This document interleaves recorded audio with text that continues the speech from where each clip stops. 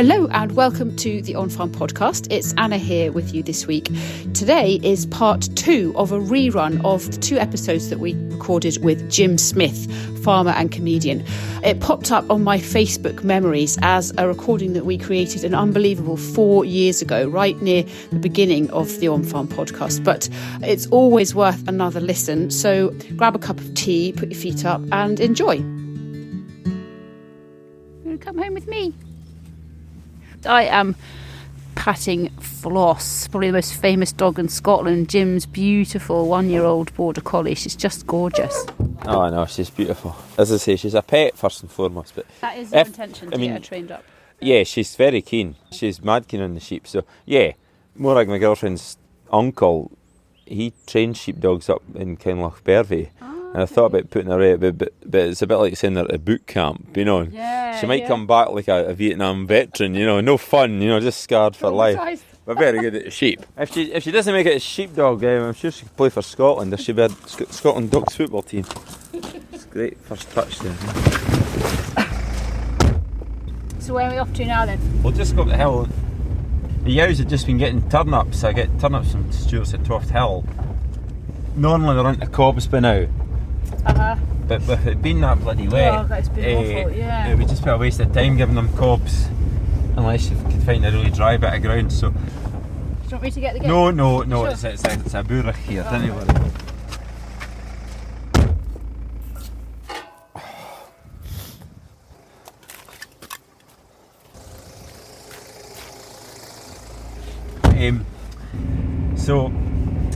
So that's all the yows. They've all been scanned, but they're not split up yet to their lots. Okay, they're actually coming in this weekend to get their pre-lambing jags.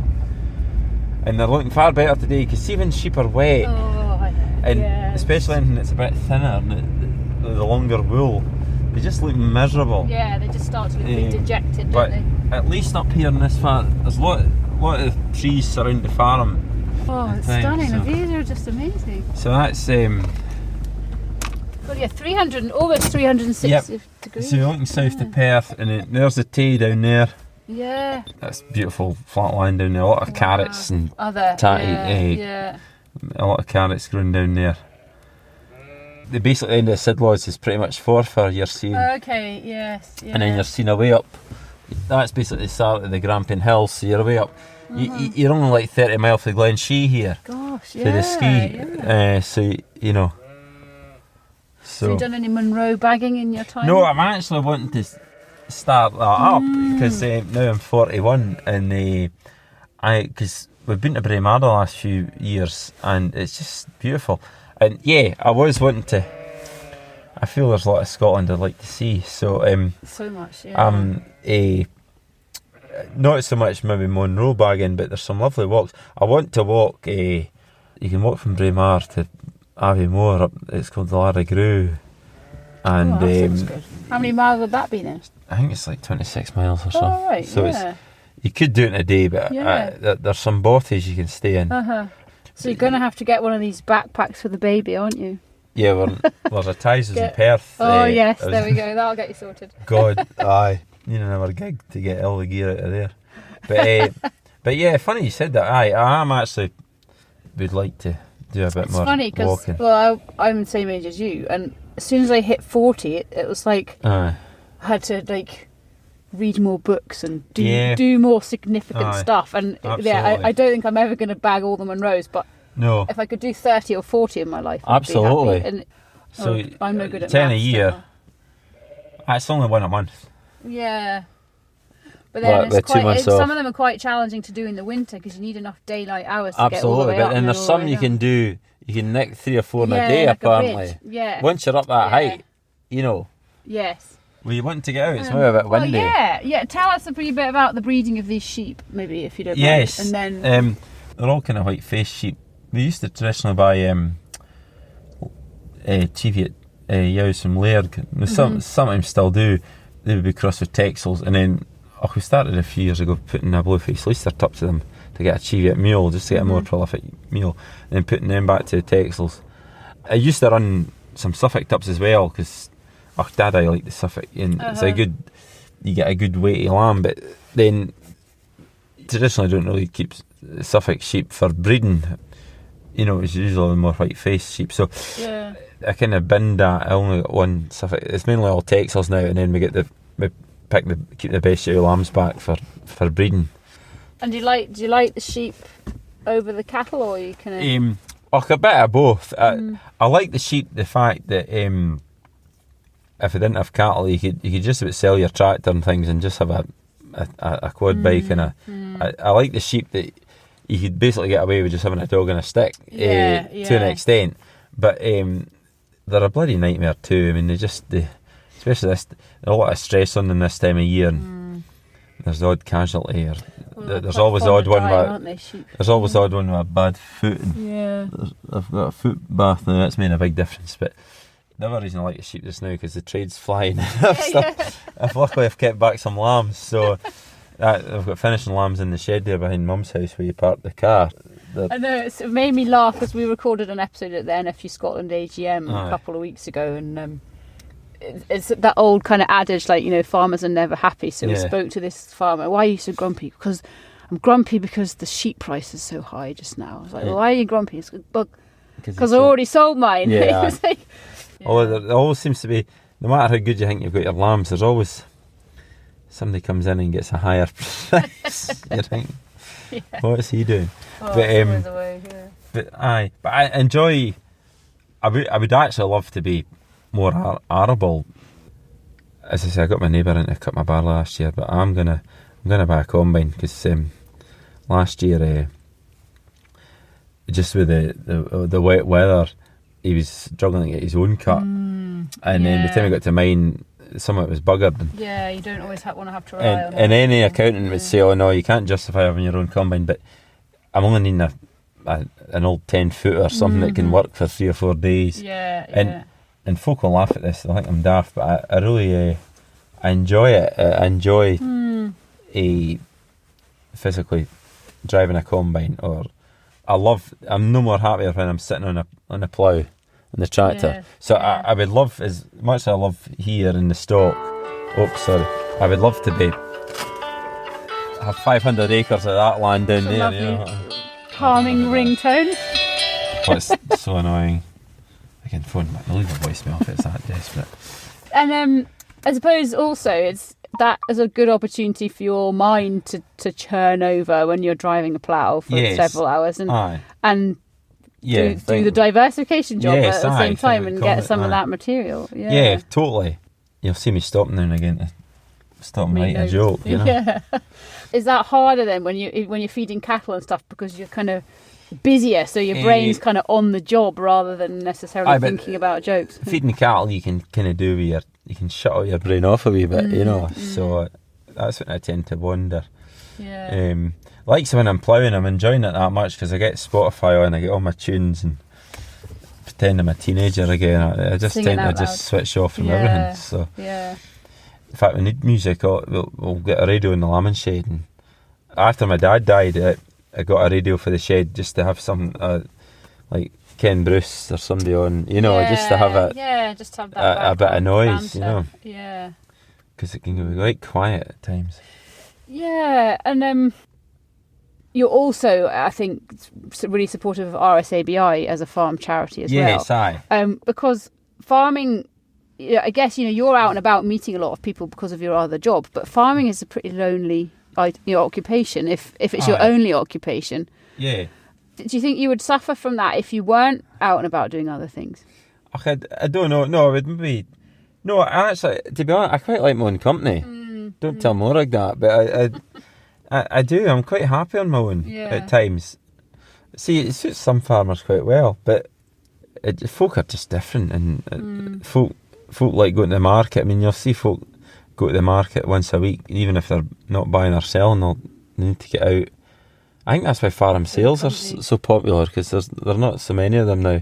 Folk don't go just to buy the machinery, but just to catch up with people, and local shows are important. But it's a difficult one, that kind of whole. I know there's been a lot of emphasis in the last 5 or 6 years on mental health and farming. young farmers did the thing like, are you okay, and all that kind of stuff. Yes. Are we still the highest industry for suicides and things? I think so. And I think, there's too much of a perceived stigma, isn't there, about seeking help, and they're trying to break down that barrier and say, if you're physically unwell, you'd go to the doctor and see about it. But trying to encourage people, if they're feeling as though they've got mental health issues, to go and to speak to somebody, even if it's just first of all, just like you were saying earlier, get the support of your next door neighbour, and then then seek help. I think there's a difference between being lonely and having company but not being able to talk about it. I think that's the difference, because I mean, I don't know the figures, and I know it's a bit morbid, but I think there are folk that take their lives but they haven't been physically lonely. They're working with people that they maybe have family, but they're bottling up. Maybe it is financial pressures, or just they're unwell, and that's the ones you have to watch. Maybe it's the ones you don't notice. I mean, I don't think I make a conscious effort. It's different now because I've got more ag living with me, and I've always been fortunate. I had mum on the farm, but I think if I wasn't doing my comedy, I try and go and see St Johnstone now and again. It's good for comedy material, and I make an effort. I'm lucky. I've a lot of my best college pals were from here, so I make an effort to meet up in the pub and watch a Scotland game or something now and again, or go around for tea or whatever. And I'm on the Perthshire show committee. It's even just something like that. It's like Saturday night there we've got it's our director's dinner. So I think I would value a lot of these things more. But absolutely. To socialise and see people and share experiences. Yeah. The thing about the comedy, it's something completely different, because farmers are, they're only happy, I suppose, when they're meeting other farmers and talking about farming. But the likes of the comedy is something completely different, and I absolutely loved going down to perform at Glasgow Stand on a Saturday night, because it'd be packed and there was an atmosphere. It was just something completely different, And how do you think the urban audience take to some of the farming comedy? Fine, I think, because obviously you want to go for the mass market, although without the rural things are very much my roots, and the kind of core, and that's why maybe I'm a bit different than your skinny jean comedian. But at the same time, you're wanting to try and track. I would love to be able to entertain loads of folk. I mean, so it's just trying to find a balance that majority of folk. It's trying to retain that thing about being authentic, and using growing up in the rural Scotland as your kind of base, but at the same time you don't want to be as narrow-minded for you only folk in Perthshire are going to get it. You want to expand. So I would like to think I could entertain any audience. But Glasgow actually has a huge kind of Highlands and Islands, and because traditionally folk would leave the Highlands and Islands and go to Glasgow. But nowadays, the student thing and all the rest of it, because it's so big, so the Central Belt's so big, so even if you're only appealing to maybe 10% of that crowd, they're going to come and see you. That's still a hell of a folk. Yeah, oh God, isn't it? Yeah. Yeah.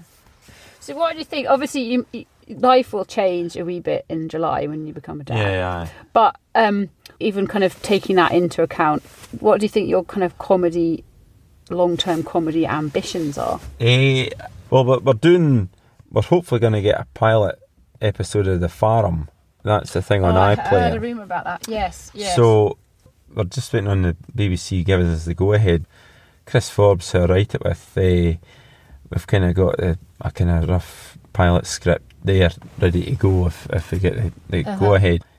But the important thing is to keep my farm diaries going out every couple of months, because that keeps you out there. And I should say that if it hadn't been for that, there's no way I could have done a big tour like last year. That's really helped me massively get my stuff out there. So so keep doing that. Just trying to write a new hour or hour and a half for taking on tour next year.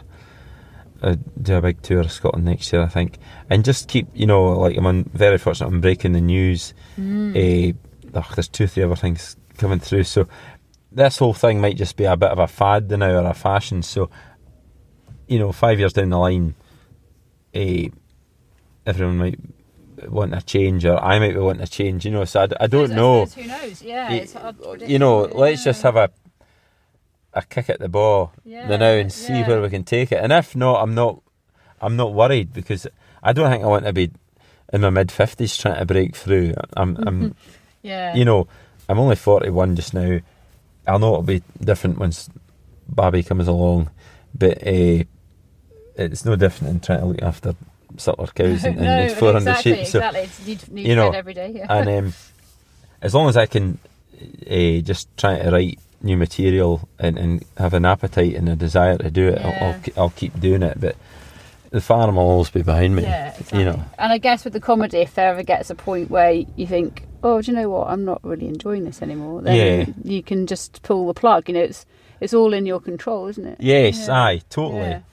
I mean, folk ask me if I not went down south or that yet. I mean, the furthest south I went is Newcastle. It's just maybe the time thing, and I would need to get better organised, and it would need to be worthwhile us doing that. But the ultimate step would be to get noticed or something for like going on live at Apollo or something like that, But that's a different type. I don't know if I don't think I'm broad enough for that. I don't know, but just now I'm very happy with where we're going, and the tour last year was just phenomenal. So we'll just see what the crack is. Yeah, no boundaries and no limitations, but also maybe no expectations. So you just kind of go with the flow. Yeah, I mean, I think you enjoy.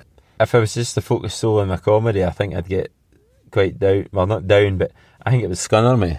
It would totally scunner me if that's all I had to do. It was just gig and gig and gig. It's all right if you're selling out to thousands, but I'm quite happy farming, and I know that, and this might sound a bit big-headed, but I'm relatively confident to know that as long as I've got a good show for next year, that I would be able to maybe, do Aberdeen and Inverness and Perth and Edinburgh and places like that. And it's interesting. I'm Scottish, but I don't sound it because I grew up in England. But I've noticed, tell me to shut up if you don't want to answer this, quite a few times today you've said, oh, I don't want to sound big-headed, but you're very humble and modest, and I think it's a Scottish trait to be humble, even if you were selling out gigs at live at the Apollo or whatever, you'd be like, well, yeah, but I don't want to be big-headed. People should be proud of their achievements. Don't be modest. I know they are, and I just find it. Yeah, everybody, particularly in rural Scotland, is so modest about what they've done. If you'd said what you'd said without the preface of, I don't want to sound big-headed, but... I think you just don't want folks saying, oh, God. No. Who does he think he is? And they don't, and they probably wouldn't, but everyone always worries about that. I heard this... I listened to Radio Scotland once, and I think it had been a guy that... I don't know what he'd been good at. I think he was the World Highland Games champion or something. Say he was like the World Caber tossing guy or something. But his daily job was he worked in a builder's site, and he came away with like a gold medal or something, world champion. But he says that was the best thing for bringing them down to earth back on a Monday morning, just mixing cement. Exactly. In your case, the animals don't know. They don't know or care how famous you get, do they? Even Floss isn't even aware, and they're just still expecting fed and looked after, regardless. Aye, absolutely. Regardless of whether you've been on TV the night before or not. Yeah, it's interesting. Maura gets annoyed because I've been going out for 3 years now, and it's only the last couple of years where things have taken off for me. So folk asked, somebody asked me, like, did you know Jim before he not made it, but before he became successful? And I was like, no, I knew him when he was shit. I'm not in love with him for his fame and money. She was really annoyed about that. Stuck it out, and I'm still here. And she has. She is actually, because you've all to start somewhere. And more like, bless her, she'd come down and pick her off the train for Inverness on a Friday night, take her to some bloody gig somewhere. Oh right. I was maybe getting 50 quid for some men's club somewhere or that, and she stuck with me. So you knew she was a keeper. She was like dedicated to the cause. Yeah. So it was nice to finally repair a bit. Yeah. Buy her a patio, her French door. I don't remember what year it was, but I remember a friend and I came into Edinburgh and watched you during the Fringe at the stand, and Morag was featuring in your set, and we came away, and I said to my friend, I was like, Morag's real. Yeah, well, especially with that name. Morag from Inverness. And she was like, yeah, I definitely think she's real. And I was like, I don't know. I was like, I think maybe it's because exactly that. I was like, you couldn't pick the name and where she's from better if you tried. She's not real, but no, she's definitely real. What did all your family members think about it? Great. Because like Caroline and Claire are quite go-ahead people, and they've got their own businesses. So I was kind of lagging behind a bit. So they've both got their different diversifications, and now yours is even more unique than that. Yeah. So delighted. Really delighted for us. Yeah. And I'm very proud of them. Actually, they've done well, and they're both respective things. So we're great, and we're quite a close family. Actually, I'll speak to them once a week or that, or have a blether, you know. So even though Claire lives up at Fraserburgh, you know, we'll keep in touch and know that they're great. And not at one point, even when I was starting off in the early days, or especially Mum, you know, maybe if there was, I don't know, enough going on here, not at one point did they ever say, actually, what you doing, you know, is a bit daft. They supported right from the beginning. Yeah. I think maybe if I was constantly dying on my arse. Somebody somewhere would have told you if that was happening. Yeah, well, the audience just wouldn't have laughed. Exactly. You wouldn't have got booked again. But I've just been very fortunate. It reminds me a wee bit of Miranda, you know, obviously Miranda. Oh, yeah. Because she's got her on-screen mum. Yeah. And then quite often she's on TV with her real mum. And I was thinking, when I was watching you, I thought, I wonder how Jim's mum feels about the on-screen mum, whose name I can't remember, but she's the granny from Ross. She's the granny from Katie Moore. Yes, that's everyone remembers her. She's lovely. Is she good? She's lovely. Has your mum met her? Oh yeah. Yeah. Because they filmed the farm up here. I thought they had. Yeah. So it's great. I don't have to go anywhere. So she's just from Dundee. Oh, is she? So she totally gets that was important. We didn't want a Glasgow person trying to put on an accent. We wanted somebody that knew about how they talk up here, and so being from Dundee, she knows about going to the berries and all that kind of stuff, and she's great, and she just looks the part. She does, you know, these old farmers mothers that are as hard as nails, you know. It's like, I don't know if you remember before Farming Life, about 10 years ago, there was a thing called The Farm. I think it was just called The Farm, actually, and it was a documentary. It was like Farming Life. Yes, and I was a bit involved with that because I was working for the NFU at the time, and we worked with them to find the farmers. So I know exactly what you mean. Yeah. And I think there's one old mother. I think she's driving the JCB for the guys up clearing gutters and then she's in making the porridge and just these kind of old hardy. Yeah. You know, and they were all probably brought up milking cows, you know, with no heat.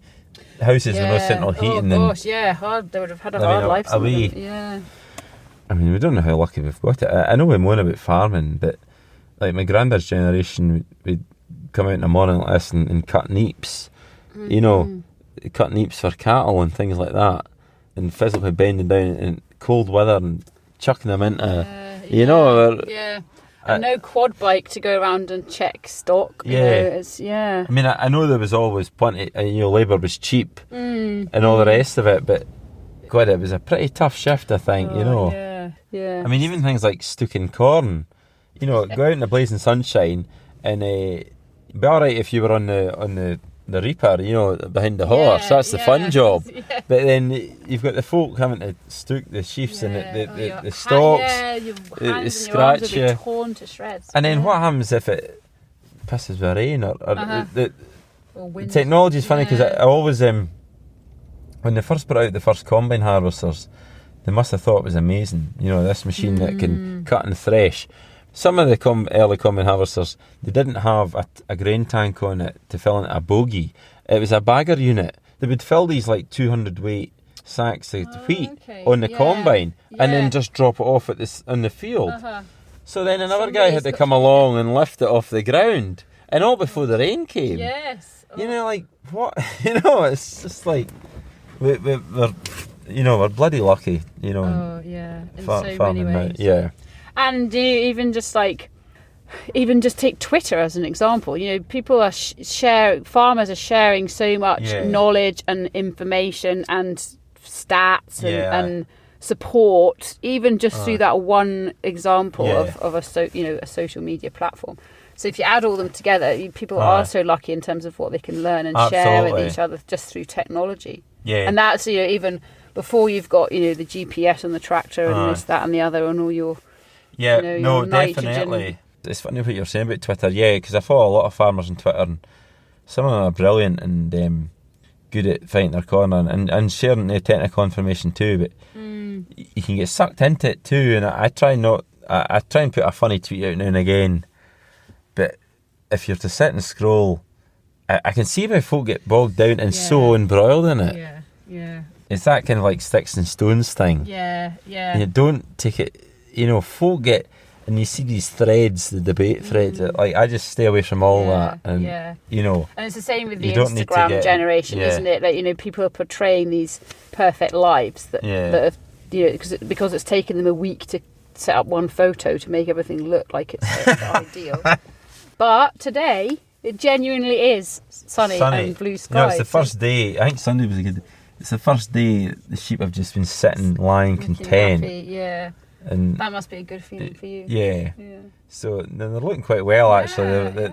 Before this kind of wet, it's only since January it's been really wet. The back end wasn't too bad. There was plenty of grass. They're looking well, but now we'll get them started on the feeding now, and they'll get their jags, and it's the next 6 weeks is crucial for them, really. So it's kind of that's when the lamb's onwards and upwards now, and when the weather's like this, you start to feel optimism, don't you? But that's what I said earlier about March. You can get a couple of days like this, and folk get ploughing, and all of a sudden the ground dries out, and it can turn, and you can maybe get some fert on the grass and things. I love this time of year from now on. I love it. We're like a couple of men here.